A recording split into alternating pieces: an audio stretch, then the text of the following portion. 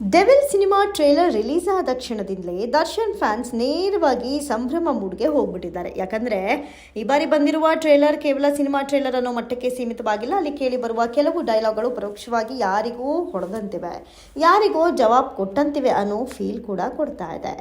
ಟ್ರೇಲರ್ನಲ್ಲಿ brother from another mother but not same father ಅನ್ನೋ dialogue ಇಲ್ಲಿ ಮತ್ತೆ ರಿಪೀಟ್ ಆಗಿದೆ. ಟ್ರೇಲರ್ನ ಸನ್ನಿವೇಶ ಒಂದರಲ್ಲಿ ಎಲ್ಲಿ ಹೋದ್ರೂ ಬರ್ತಿರಲ್ರೋ, ಏನೋ ನಿಮ್ಮ ಪ್ರಾಬ್ಲಮ್ಮು ಅಂತ ಕೇಳ್ತಾರೆ. ಇದು ಯಾರ ಕಡೆಗೆ ಸೂಚನೆ, ಯಾರಿಗೆ ತಿವಿದ ಮಾತು ಅನ್ನೋ ಕುತೂಹಲ ಪ್ರೇಕ್ಷಕರಲ್ಲಿ ಜೋರಾಗಿದೆ. ಅಷ್ಟೇ ಅಲ್ಲ, ಟ್ರೇಲರ್ ಕೊನೆಯಲ್ಲಿ ಬರುವ ಸೂರ್ಯಂಗೆ ಹೆಚ್ಚು ಹೊತ್ತು ಗ್ರಹಣ ಇದೆಯಲ್ಲ ಚಿನ್ನ, ನಾನು ಬರ್ತೀನಿ ಅನ್ನೋ ದರ್ಶನ್ ಡೈಲಾಗ್ ಕೂಡ ಈಗಿನ ಅವರ ಪರಿಸ್ಥಿತಿಗೆ, ವಿಶೇಷವಾಗಿ ಜೈಲಿನಲ್ಲಿರೋದಕ್ಕೆ ಮ್ಯಾಚ್ ಆಗಿ ಕನೆಕ್ಟ್ ಆದಂತಿದೆ. ಈ ಡೈಲಾಗ್ನಿಂದ ದರ್ಶನ್ ಬೇಗ ಹೊರಕ್ಕೆ ಬರ್ತಾರೆ ಅನ್ನೋ ನಂಬಿಕೆ ಅಭಿಮಾನಿಗಳ ಮನಸ್ಸಲ್ಲಿ ಮೂಡಿ ಖುಷಿ ಕೊಟ್ಟಿದೆ. ಇದೇ ದಾಸ ದರ್ಶನ್ ಸ್ಟೈಲ್ ಅಂತ ಫ್ಯಾನ್ಸ್ ಎಂಜಾಯ್ ಮಾಡ್ತಿದ್ದಾರೆ. ಟ್ರೇಲರ್ ಅನ್ನ ಸಂಪೂರ್ಣ ನೋಡಿದ್ರೆ ರಾಜಕೀಯ ಬ್ಯಾಕ್ಡ್ರಾಪ್, ಸಖತ್ ಮಾಸ್ ಮೆರಗು, mass acting, surprise, love, romance ಎಲ್ಲವೂ ಮಿಕ್ಸ್ ಆಗಿರೋ ಒಂದು ಪಕ್ಕಾ ಮಾಸ್ ಸಿನಿಮಾ ಅನ್ನೋದು ಕ್ಲಿಯರ್ ಆಗ್ತಾ ಇದೆ. ಅಚ್ಯುತ್ ಕುಮಾರ್, ರಚನಾ ರೈ, ರೋಜರ್ ನಾರಾಯಣ್, ಮಹೇಶ್ ಮಂಜರೇಕರ್ ಪ್ರತಿ ಪಾತ್ರವು ಟ್ರೇಲರ್ನಲ್ಲಿ ಇಂಪ್ಯಾಕ್ಟ್ ಕೊಟ್ಟಿದೆ.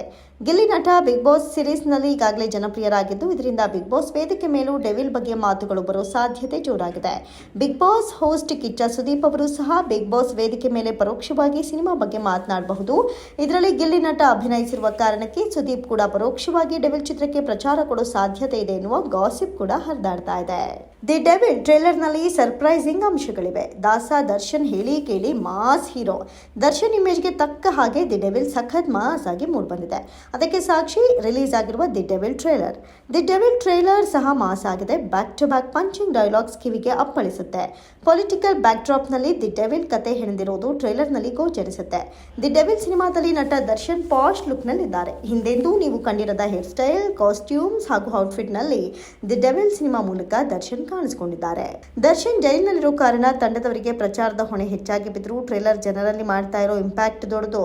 ಫ್ಯಾನ್ಸ್ ಕಡೆಯಿಂದ ಸಪೋರ್ಟ್ ಜಾಸ್ತಿ. ಹಾಡುಗಳು, ಸ್ಟಿಲ್ಗಳು, ಈಗ ಟ್ರೇಲರ್ ಎಲ್ಲವೂ ಸಿನಿಮಾಗೆ ಗಟ್ಟಿ ಪ್ರಾರಂಭ ಕೊಟ್ಟಿವೆ.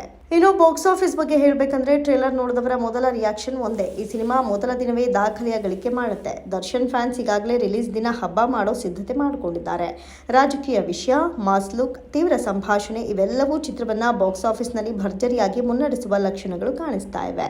ಒಟ್ಟಾರೆ ಡೆವಿಲ್ ಪರದೆಯ ಮೇಲೆ ಬಂದಾಗ ಬಾಕ್ಸ್ ಆಫೀಸ್ ಸೈಲೆಂಟ್ ಆಗಿರಲ್ಲ, ಭಾರಿ ಸದ್ದು ಮಾಡುತ್ತೆ. ಡಿಸೆಂಬರ್ 11 ದರ್ಶನ್ ಅಭಿಮಾನಿಗಳಿಗೆ ನಿಜಕ್ಕೂ ಹಬ್ಬದ ದಿನವಾಗಿರಲಿದೆ.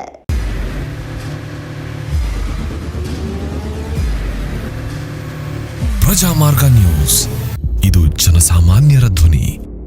ನಮಸ್ಕಾರ. ನೀವು ನೋಡ್ತಾ ಇದ್ದೀರಾ ಪ್ರಜಾಮಾರ್ಗ ನ್ಯೂಸ್. ರಾಷ್ಟ್ರದ, ರಾಜ್ಯದ, ರಾಜಕೀಯದ ಬಗ್ಗೆ ಹೆಚ್ಚಿನ ಸಿನಿಮಾ ಅಪ್ಡೇಟ್ಗಳಿಗಾಗಿ ಫಸ್ಟ್ ಲೈಕ್ ಮಾಡಿ, ಸಬ್ಸ್ಕ್ರೈಬ್ ಆಗಿ, ಹಾಗೆ ಫಾಲೋ ಕೂಡ ಮಾಡಬೇಕು.